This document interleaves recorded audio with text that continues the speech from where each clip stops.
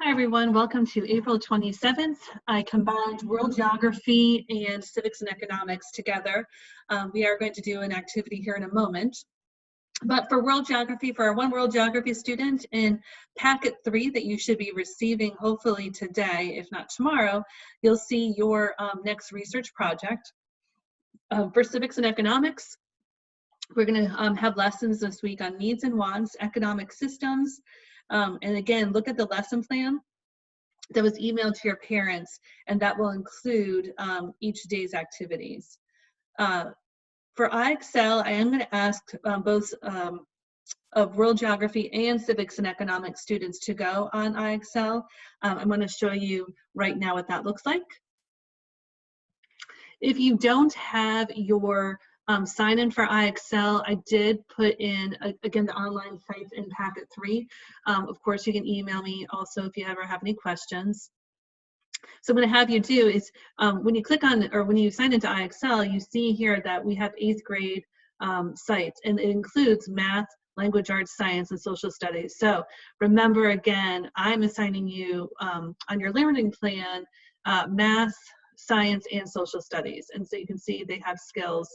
If I click on that, let's see, click on the skills, and again, you see all of the different lessons. And this social studies site does have a combination of civics and economics as well as world geography as well. So that's why and you can see here I starred places you can go on, but you don't have to go on just the starred areas. You can also go on other areas as well, other topics as well, I should say.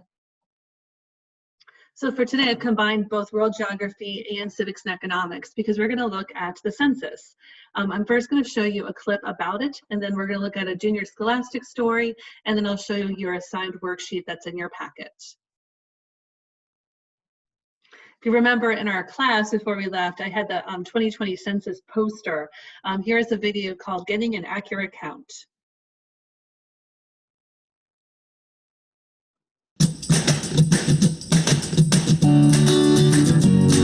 Ever since I was little, I've known it's important to count the right number.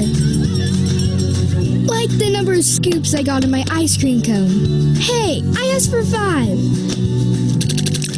Or the number of coins in my piggy bank. I remember this one time in class. Our teacher, Mr. Noor, came in with a surprise for us. It was his birthday, so he brought cupcakes for everyone. But there was a problem. He had 15 cupcakes, and there were 20 of us in class. Mr. Noor should have counted more carefully when he was taking attendance. Counting is also really important for the U.S. Census Bureau. In the spring of 2020, it will count every person who lives in the United States. They call this count the 2020 census. It's just like when your teacher takes attendance in class, except it's for the whole country. For the 2020 census, the Census Bureau needs every person to tell the country they are here, in every home, in every neighborhood, in every state, on every U.S. island territory. Everywhere! Tell the adults in your home to make sure they count everyone who lives with you. That includes grandparents, uncles and aunts, cousins, even people who aren't related to you who live with you. Make sure they count every kid, even babies who are 1 day old. Make sure they count you too, but not the cat. It's really important to count everyone. Why? Because a correct count for the 2020 census helps the government figure out what your community needs. That can mean more schools, teachers, classroom computers, or after-school activities and programs. It can also mean more help for things like parks and playgrounds, housing, roads, hospitals, and so much more. The 2020 census starts in the spring, and April 1st is Census Day. Ask a grown-up in your home to circle April 1st on the calendar as a reminder to complete the census. Help us make sure we get the right count. Then we can all celebrate! Tell all of the adults in your home to make sure you're counted in the 2020 census. Learn more at 2020census.gov. Okay, so if you remember, we had Junior Scholastic that we used in our class. This is the online view. And so this was from March 23rd, 2020. And the title of the article is Why Everyone's Talking About the Census. So I'm going to play this for you, and then I'll share with you the worksheet that you can complete today from your packet 3.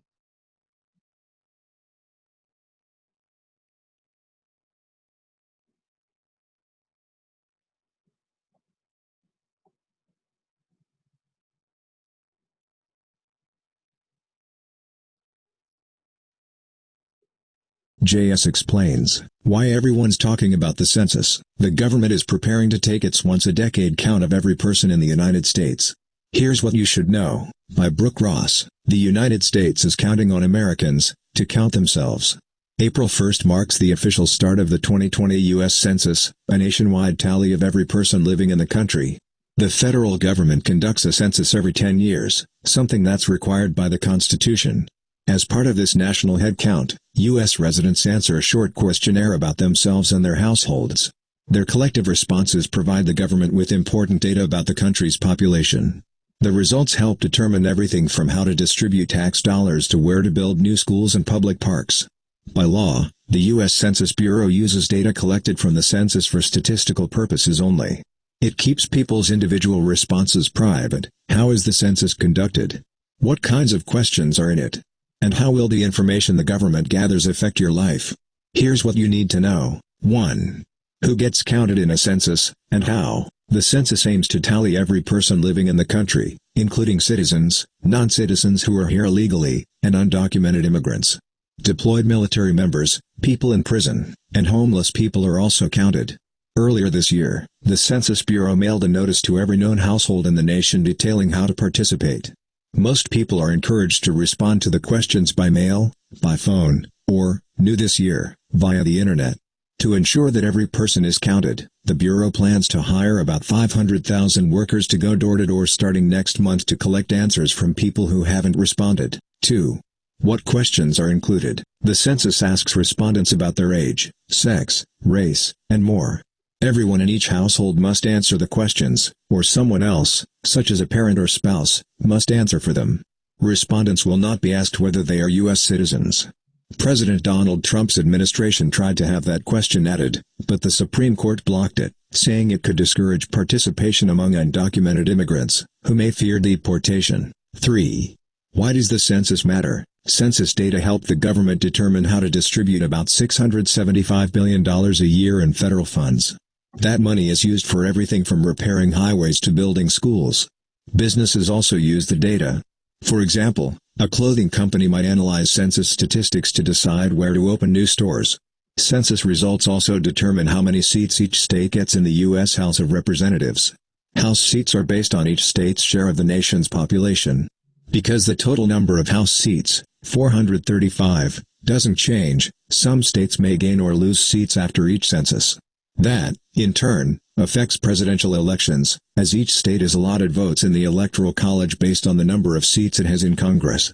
The 2020 census won't affect November's presidential election, because officials won't begin releasing data until December. All right, so let me show you now the worksheet that corresponds with this lesson.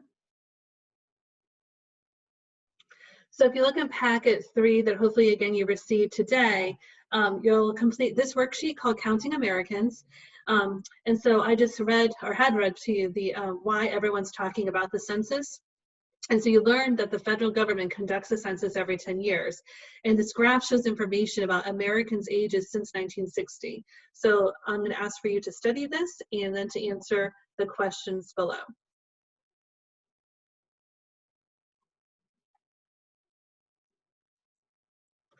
That I would end today's lesson with CNN 10. Remember, if your parents are fine with you going on CNN 10 every day, it is a chance to catch up with current events. And so I'm going to play you the episode from Friday, which will end with my favorite song, because I always like hearing that theme song, meaning it's Friday. Even though today's Monday, here was Friday's episode.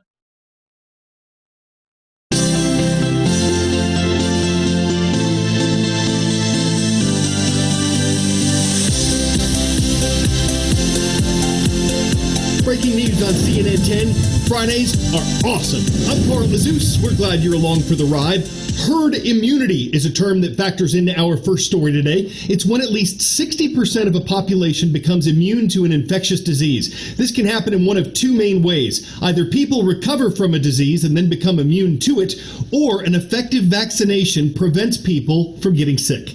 There's no vaccine for COVID-19. It could be another year or more before one comes out. And doctors don't know yet if someone is immune to coronavirus once they've had it, or how long they'd be immune.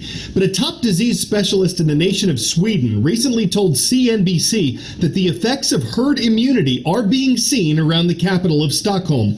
Unlike its European neighbors of Finland and Norway, Sweden did not go on lockdown to prevent the spread of COVID-19. Though it banned gatherings of more than 50 people, it still kept restaurants, gyms, schools, and playgrounds open. And some health officials accused Sweden of gambling with its nation's health. The country has seen more than 2,000 deaths from coronavirus, while neighboring Finland and Norway have each recorded around 200 deaths, though they also have smaller populations. Still, is herd immunity helping Sweden turn the page on coronavirus? We don't have the final answer on that, but we do have a tale of two different Asian cities that had different approaches to the disease. It's a tale of two cities amid one pandemic. Singapore and Hong Kong, two wealthy Asian societies that have launched aggressive virus-fighting campaigns from the start. Both cities tightened borders in late January. Both turned away many visitors in March, and as both faced a second wave of infections from residents returning home from overseas, cases spiked, especially in Singapore. On April 13th, Singapore had more than 2,900 cases, while Hong Kong had 1,009. So how can Hong Kong, with a larger population sitting right next to mainland China, manage to keep the numbers lower, at least for now? Well, observers say it could be due to the people here and their collective memory of another pandemic. SARS has remained very fresh on the memories of Hong Kongers. And when COVID-19 broke out, the people immediately knew we need masks, we need 900 cases, while Hong Kong had 1,009. So how can Hong Kong, with a larger population sitting right next to mainland China, manage to keep the numbers lower, at least for now? Well, observers say it could be due to the people here and their collective memory of another pandemic. SARS has remained very fresh on the memories of Hong Kongers. And when COVID-19 broke out, the people immediately knew we need masks, we need to be away from one another. We need to start becoming very hygienic about things. We need to listen to the medical people. We need to close borders. The basic protocol that I think are found in any government in cases of epidemics and crisis, the Hong Kong people knew exactly what to do. And they did it. Nearly 2 decades ago, the SARS outbreak killed 774 people, just under 40% of the fatalities in Hong Kong. So at the start of the latest pandemic, Hong Kongers were quick to wear masks. While in Singapore, you don't need to wear a mask if you're not sick. A government public service announcement said healthy people did not need to wear masks. Months later, it is now mandatory to wear a mask outside. Another key difference, social distancing. In late January, Hong Kong closed schools and government offices, pressuring private companies to work from home, while Singapore left its schools and government offices open. After a sharp rise in cases, including an outbreak among foreign workers in cramped dormitories, the city-state changed course. We have decided that instead of tightening incrementally over the next few weeks, we should make a decisive move now to preempt escalating infections. Singapore has closed schools and most workplaces. It has also banned all social gatherings as part of a circuit breaker to fight the virus. From the start, they have been screening, quarantining, contact tracing, and yet months later, the Lion City is under virtual lockdown. That is the price we have to pay to combat pandemics such as COVID-19. Social distancing will be an integral part of all the lockdown or circuit breaker measures. But the critical thing is that the government and the people have to remain eternally vigilant, because it may be COVID-19 this year and the next year, but there will be future pandemics. With an outbreak, there are no shortcuts, only lessons learned from a still unfolding tale of two cities. Christy Lou Stout, CNN, Hong Kong. 10 seconds second trivia. The largest snowflake on record fell on Fort Keogh in what U.S. state? Idaho, Montana, New York, or North Dakota? Snowflake that measured 15 inches wide fell in Montana in 1887. There's some great surfing going on in Montana. But Carl, Montana is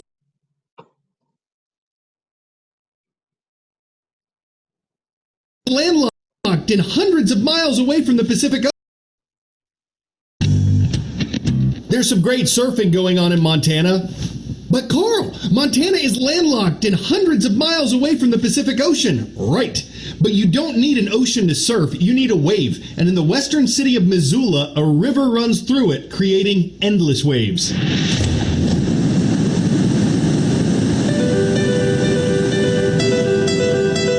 You know, standing out in a river with the power of these rapids, rushing down a canyon, and somehow you're able to harness that energy and all this water just kind of flowing under you, it just gives you a sense of empowerment.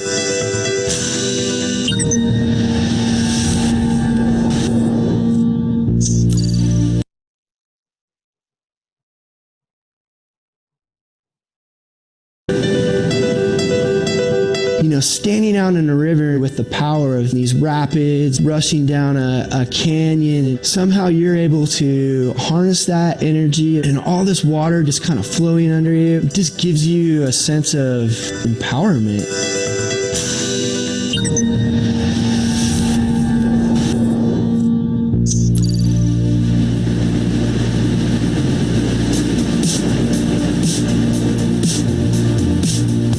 River surfing is simply surfing waves that are formed in the river. They're standing waves similar to what you'd find in a wave pool, but they are found out in Mother Nature. The sport of river surfing is so new. We're part of a global explosion right now. The way I like to say it is we're pioneers of a new sport.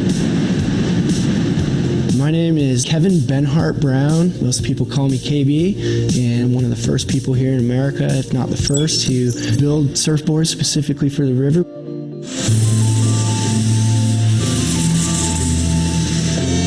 When I got into the sport of whitewater kayaking, I discovered there was these standing waves in the river, and then that kind of opened up my mind to the possibility of riding actual surfboards on these waves. When we first started, we were riding surfboards that were made for ocean waves. We were like, we need some boards that are made for the waves that we're surfing. So we just built a shaping room and a glassing room and a sanding room down in the basement of our shop, and it became the first Rocky Mountain surf shop.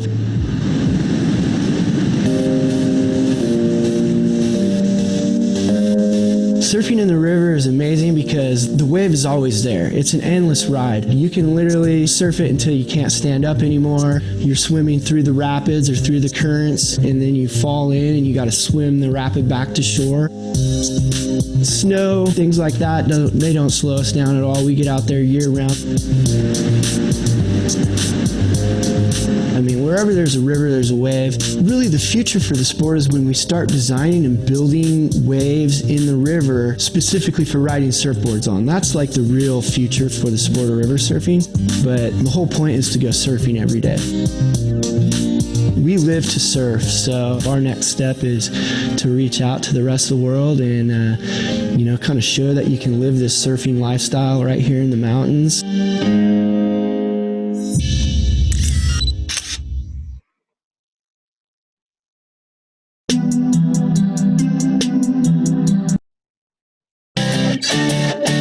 We're not done virtually traveling yet. Picture Venice, Italy. The architecture, the history, the canals, the jellyfish. The jellyfish? Yes, the jellyfish pushing through the water right near St. Mark's Square.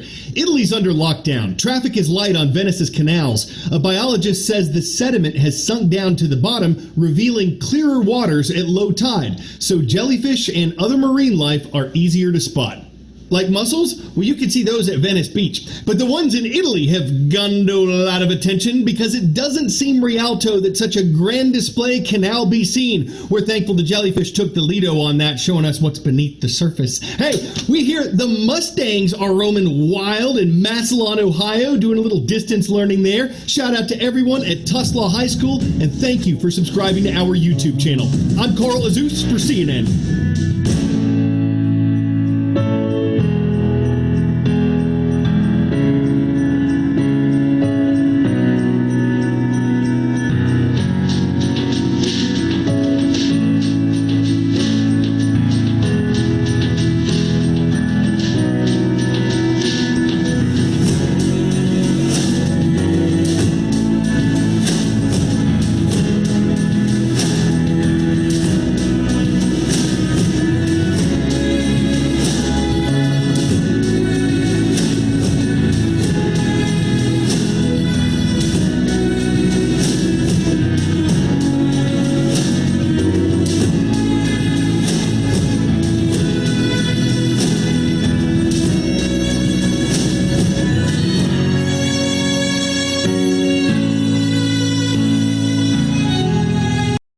Sorry that CNN was a little choppy. My internet has been running quite slowly, so I had to keep pausing it and restarting it. So hope that wasn't too choppy for you. I do hope that you have a great day. Again, please email me if you have any questions. You see my email is right here. Try your best as always, and I will be talking to you soon.